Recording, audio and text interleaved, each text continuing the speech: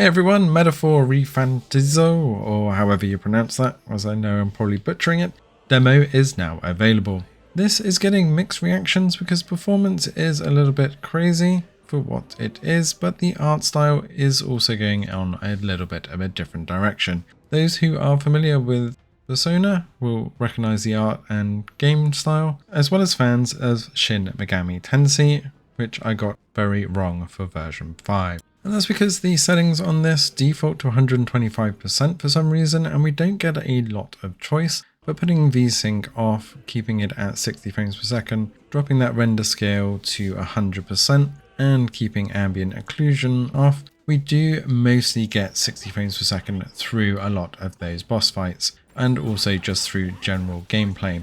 Now in some of the sections it does still dip down into the low 40s, and we are pushing over 20 watts for the most part, so you are only going to get around 2 to 2.5 hours battery life even on the OLED deck. This is a demo though, and hopefully we'll see further optimization, as we don't generally cover demos because they don't represent the final game performance, but there was a lot of requests for this one, so we thought we'd best dive in. If you are a fan of the Persona type series, then this does have a nice blend of that kind of turn-based combat, the art style, but also some real-time combat which changes things up a bit now, although it can be a little bit hard to distinguish very quickly what all of the button combinations are until you get used to it, because the menu style can be a little bit distracting on the smaller screen.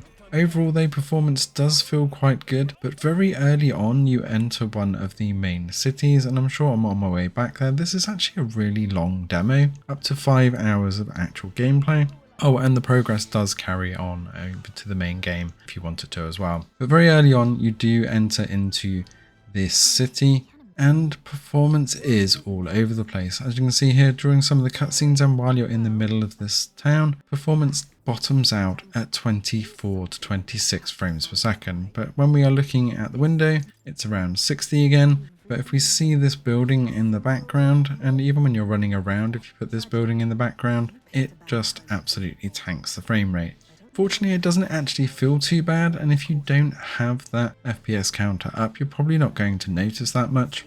But definitely to save performance, you're going to want to keep this at 60 frames per second cap in game, and cap the Steam Deck at either 45 on the OLED or 40 on the LCD to just get the most out of that performance and bring that wattage down so that you can get a bit longer on the battery if you aren't near power. Overall though, it is performing well, and this is definitely a nice step up from the Persona series for me, as I do find just having the turn-based combat can be a little bit annoying. So being able to plow through some basic enemies before you turn into turn-based combat does make things a little bit better, and as you get more powerful then you can cut through even more of those before you have to get forced into turn-based combat.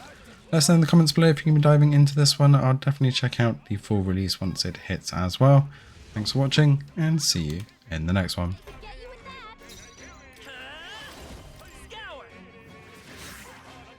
In the warrior, I'll cut you down. Right on target. Nice.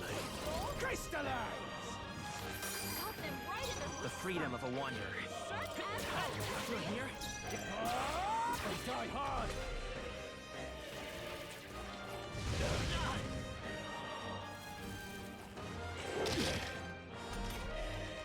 Now they're getting a head start. Thanks.